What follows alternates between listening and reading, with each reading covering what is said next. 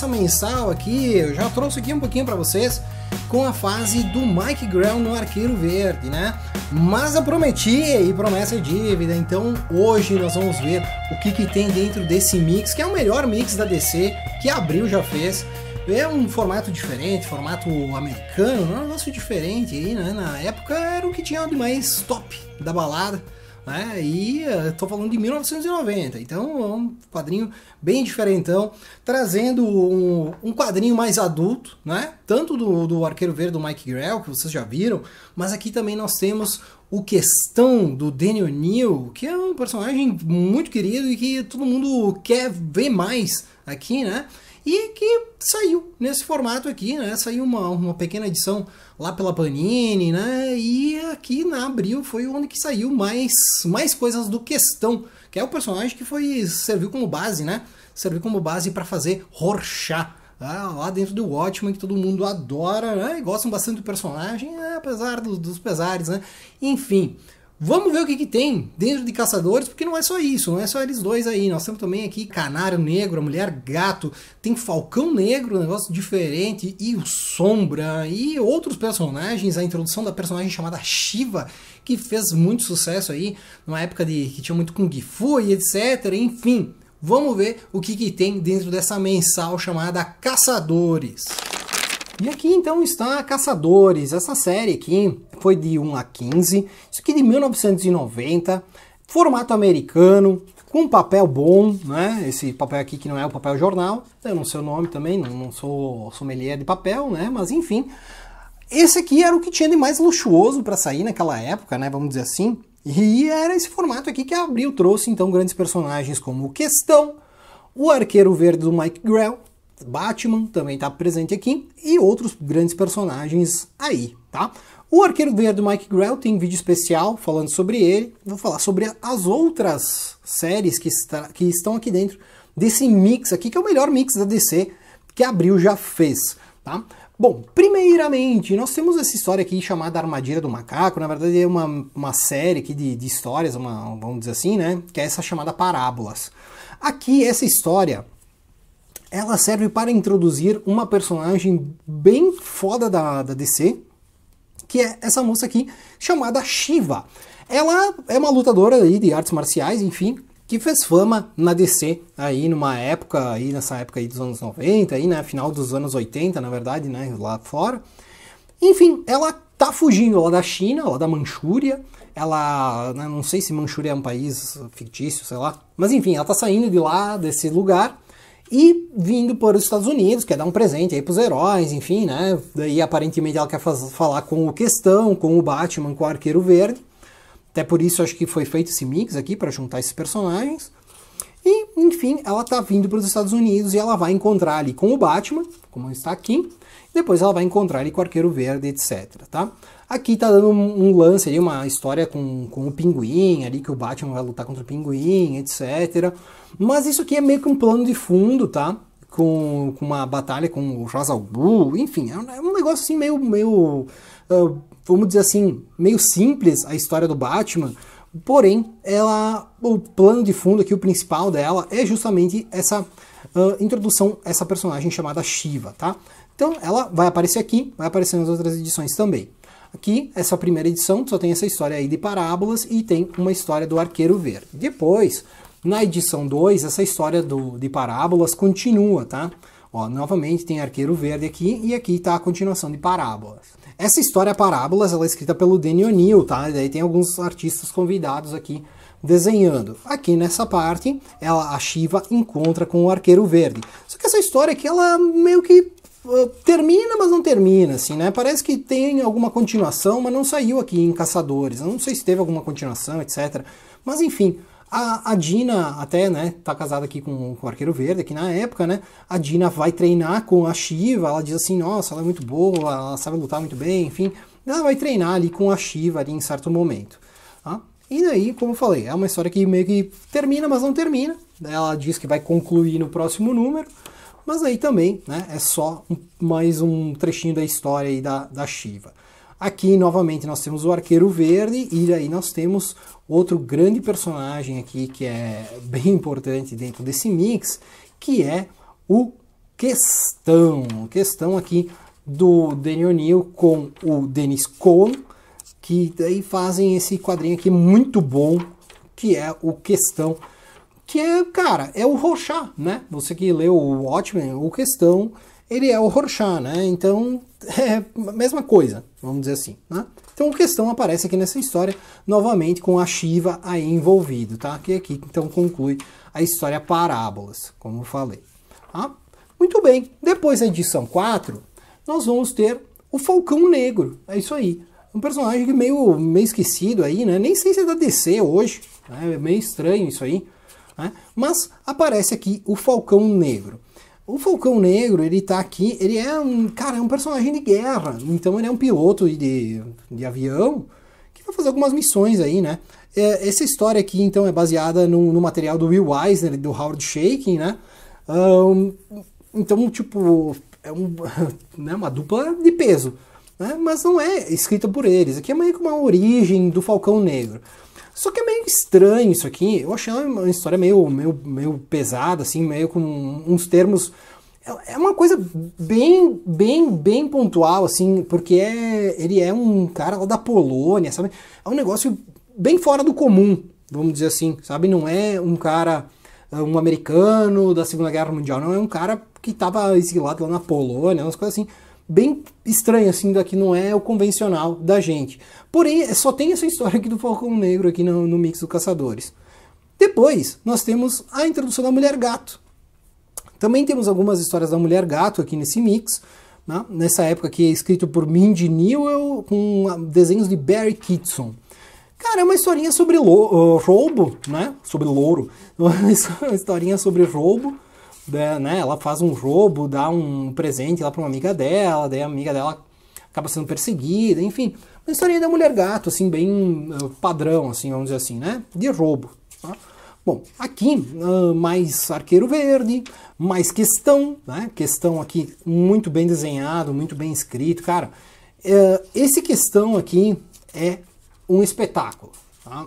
Já saiu alguma coisa do Questão ali pela Panini, mas saiu encadernado, não sei se é essa mesma fase aqui, eu não tenho certeza, acho que até aqui não. Mas é um personagem muito legal. E aqui dentro sempre é uma história... cara, ele é um personagem com uma mentalidade de direita escrita por um cara de esquerda. É uma coisa bem interessante. Porque ele é meio que um justiceiro, né? No sentido do justiceiro mesmo, né? Fazer justiça com as próprias mãos, etc. Ele evita matar, mas não é muito, né? Não é muito parâmetro também, né? Não mato, mas entrego nas mãos de Deus. Né? Tipo isso. E, cara, o viés político do Denny O'Neil, né? Que é um cara de esquerda. Enfim, é um negócio bem legal. Ah, aqui tem uma entrevista com o Dennis Cowan, bem legal, bem interessante essa história, essa entrevista aqui, né? Enfim. Depois, mais um pouquinho da história da Mulher Gato. A Mulher Gato tá bem fatiado, assim, ó, tem umas 4 páginas só a história dela. Depois, no próximo número de Caçadores, a gente tem o Sombra. O Sombra aqui também bem legal a história dele. Vamos passar aqui o Arqueiro Verde. Vamos para o Sombra. Esse aqui é o Sombra do Gerard Jones. Cara, vai falar um pouquinho da história do personagem e vai mostrar ele aqui. Hoje o Sombra nem sei se é da DC, né? Já começa por aí. Mas enfim, aqui a arte é do Eduardo Barreto. É um cara que fez algumas coisas aí dentro da DC. Eu sei que ele fez Batman, aqueles Batman Gaslight, lá, aquelas coisas lá. Né? Se não me engano, alguma coisa lá ele fez. Né? Enfim, é um artista bem legal.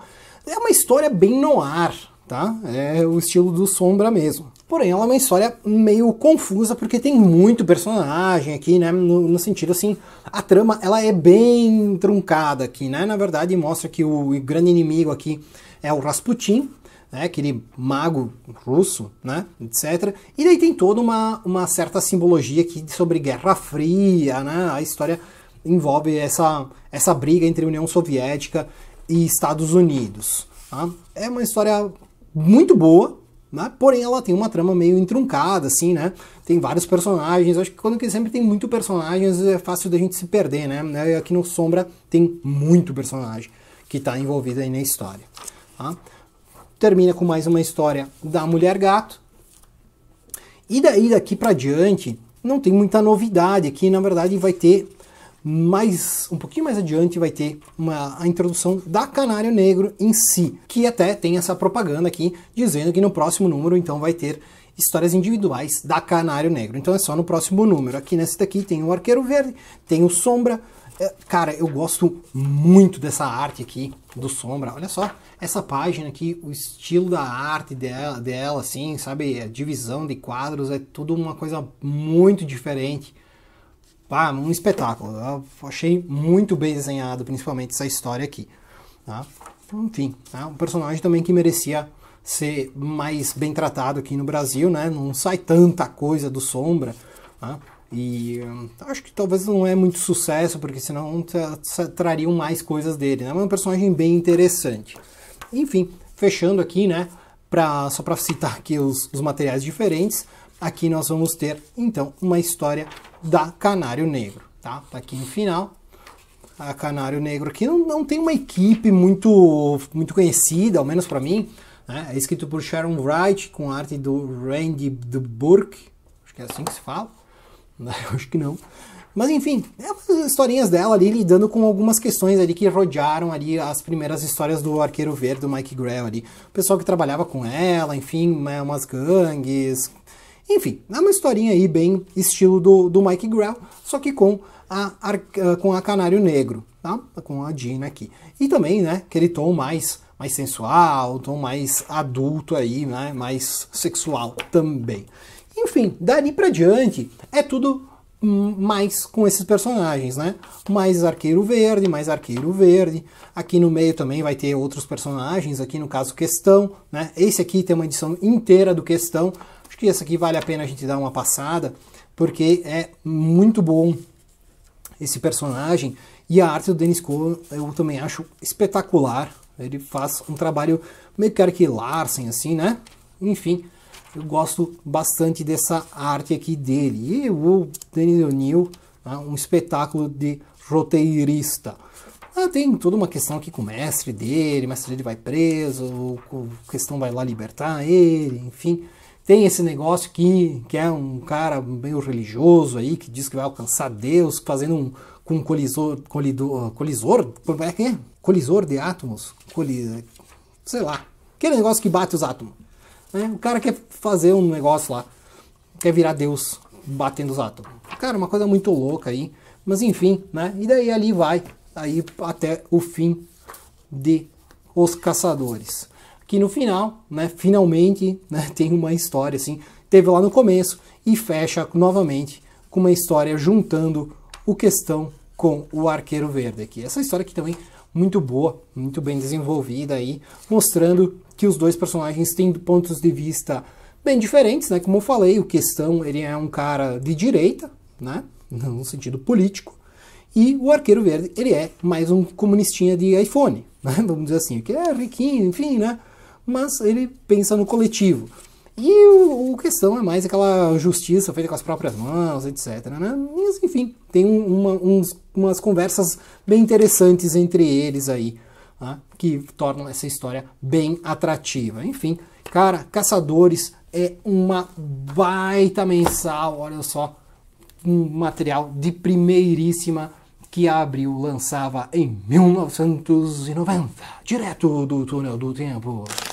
Pessoal, então como vocês viram, é uns personagens aí que tinham uma temática um pouquinho mais adulta, né? Um pouquinho menos comiczão, assim, né? Não é tão super-heróico, assim, né? Umas questões mais políticas, umas questões mais violentas, um pouco de sensualidade, né? Como vocês viram aí, né? Tanto no Arqueiro Verde como ali na Canário Negro, tem ali uma sensualidade, dá pra dizer assim, né?